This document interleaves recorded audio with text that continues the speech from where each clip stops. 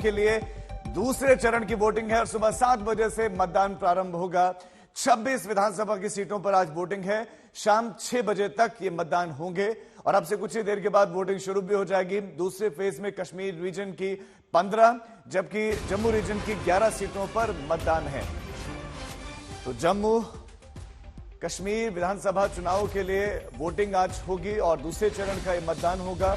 अगर प्रदेश बीजेपी अध्यक्ष रविंद्र रैना की बात करें, एक बड़ा फेज जिनके लिए आज ईवीएम में जो मत है वो कैद होगा। उमर अब्दुल्ला की विधानसभा सीट पर भी आज ही वोट डाले जाएंगे और अभी इस समय मॉक पोल हो रहा है। वोटिंग से पहले ईवीएम वीवीपैट को चेक किया जाता है और सब कुछ ठीक है या नहीं ये चेक किया जाता है। मॉक पोल इसी को कहते हैं और ठीक उसके बाद ही जैसे बजेंगे 7 मतदान शुरू हो जाएगा। सुरक्षा के पुख्ता इंतजाम है, चप्पे चप्पे पर पहरा, हर पोलिंग बूथ पर नजर है और जो फर्स्ट फेज निकला उसमें बम्पर मतदान हुआ है। सुरक्षा के पुख्ता इंतजाम थे, बिल्कुल उसी तरह की किसी तरह की कोई दिक्कत ना हो उसके इंतजाम है।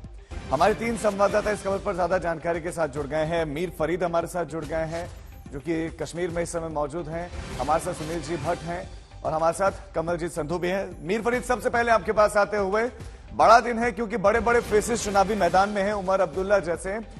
सबसे पहले तो सुरक्षा की क्या तैयारियां हैं, चुनाव आयोग की क्या तैयारियां हैं, सुबह सुबह की क्या तस्वीर है?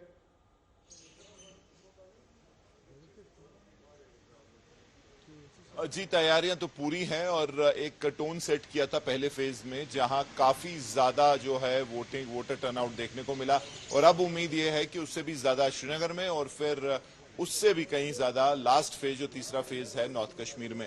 इस वक्त मैं श्रीनगर के बेमिना इलाके में हूं, हालांकि अभी 6:30 सुबह के बजे हैं, तो कुछ ही देर में जो है लोग आना शुरू हो जाएंगे। तैयारियां पूरी हैं, मैं तारीख को बोलूंगा आपको दिखाएगा। सुरक्षा की तैयारियां हैं क्योंकि कश्मीर है तो बिल्कुल भी कोई चीज चांस पे नहीं रख सकते।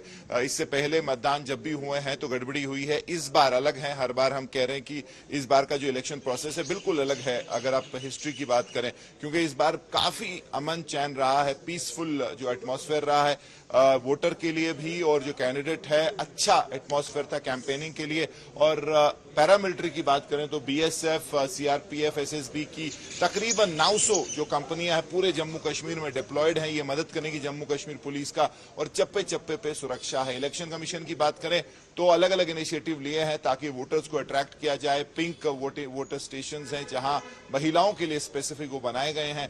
उसके अलावा जो विकलांग हैं हर एक जो है अच्छे से अपना जो है मत का इस्तेमाल करें, उनके लिए पूरी तैयारियां हैं। तो कुछ ही देर में जो है लोग बाहर आना शुरू हो जाएंगे और जैसे आपने कहा कि बड़े कुछ फेसेस हैं, हॉट सीट्स हैं, जैसे गांदरबल है जहां उमर अब्दुल्ला जो है चुनावी अखाड़े में है, वैसे ही बडगाम से भी उमर अब्दुल्ला लड़ रहे हैं। तो 2 जगह पे वहां जो वो लड़ रहे हैं। गांदरबल की बात करें तो हम वहां गए थे, काफी सख्त मुकाबला है पीडीपी के साथ। बडगाम थोड़ा आसान हो सकता है।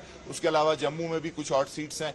टोटल 26 सीटों पे आज मतदान होगा, 15 जिसमें कश्मीर में है और 11 जम्मू क्षेत्र में। जी बिल्कुल, मीर फरीद आप हमारे साथ बने रहिए। 2014 में जब चुनाव हुए थे तब लगभग 59% यहां वोटिंग हुई थी और अपेक्षा इस बार है कि इस बार ज्यादा हो। सुनील जी भट्ट का रुख करते हैं। सुनील जी भट्ट, आपकी लोकेशन और वहां पर क्या तैयारियां हैं, समीकरण सियासी क्या कुछ कह रहे हैं?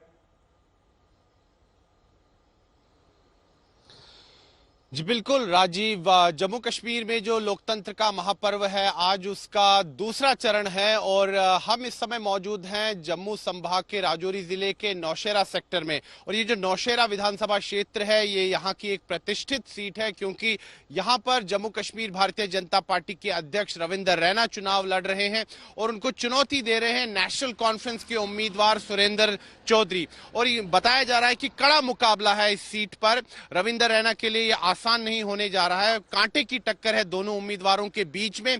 अगर इस विधानसभा क्षेत्र की बात करें तो कुल 5 उम्मीदवार जो हैं चुनावी मैदान में है, लेकिन जैसे कि मैंने कहा कि मुख्य मुकाबला रविंद्र रैना और नेशनल कॉन्फ्रेंस के सुरेंद्र चौधरी के बीच में है।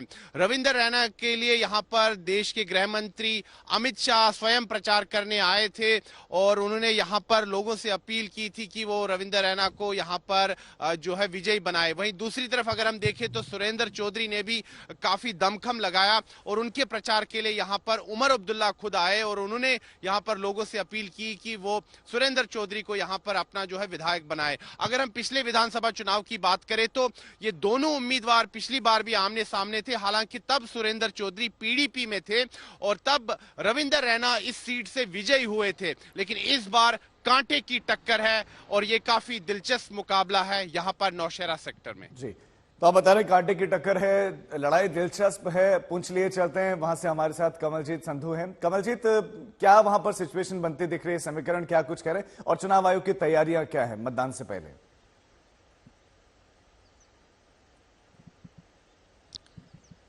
हम इस वक्त हैं अंतर्राष्ट्रीय लाइन ऑफ कंट्रोल के पास, यानी उस इलाके में जहां पे दूर दराज के लोग रहते हैं। और आपको ये बता दें, ये जो पूरा इलाका यहाँ से पाकिस्तान जो है, सर थोड़ा सा रुकिए, आप लोगों से लाइव बात करेंगे। तो आपको ये बता दें कि ये रावलकोट का जो डिस्टेंस है ऊपर दिखा रहा है कि 40 किलोमीटर है।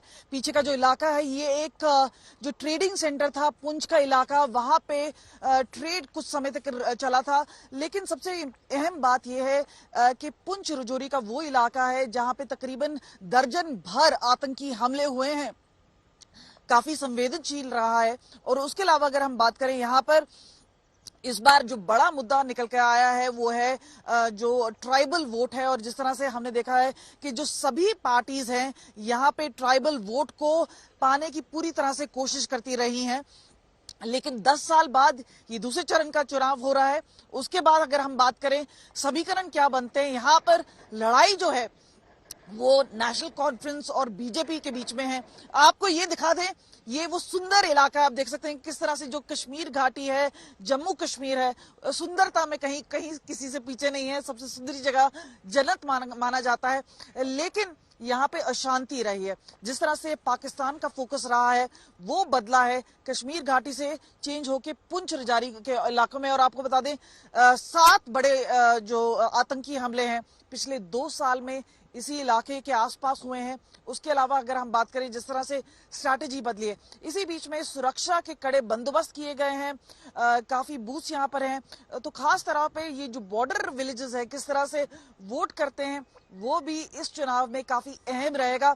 लेकिन जिस तरह से मीर फरीद भी बता रहे थे कि क्या यहाँ पर 11 ऐसे एरिया हैं और आपको बता दें पुंछ में ही 3 है और रजौरी में 5 जो डिस्ट्रिक्ट्स हैं, कॉन्स्टिट्यूएंसीज हैं, वो इस वक्त वोट पे जा रही हैं और काफी अहम मुकाबला है। और अगर सीधे सीधे मुकाबला बोला जाए तो वो एनसी और बीजेपी में है। और खासतौर पे अगर हम बात करें एनसी कांग्रेस के अलायंस में है, किसको ज्यादा बहुमत मिलता है, नंबर्स मिलता है, वो इस वक्त काफी अहम हो जाएगा। जी।